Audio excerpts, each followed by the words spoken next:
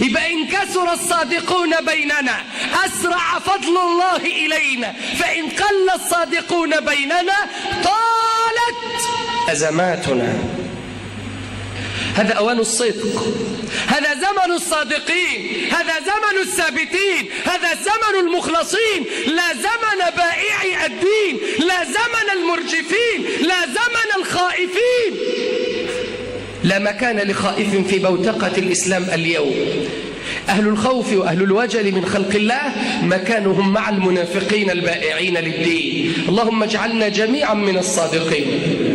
واثبت لدين الله واعلم أن الأمور تجري بمقادير الله، ولن يحدث في كون الله إلا ما أراد الله. وإن استطال الظلمة في باب الدنيا فانتظر أنت فضل الله في الآخرة.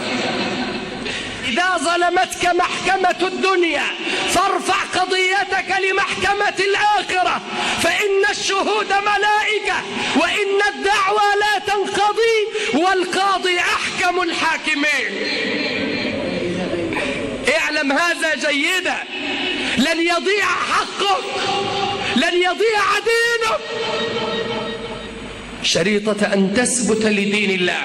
وإن لم تثبت لن يضيع دين الله، فلدين الله رجال يخلقهم له خلقا، يرفعون رايته، يثبتون أمام أعدائه، يرفعون لواء الدين، لا يبغون إلا رضا رب العالمين.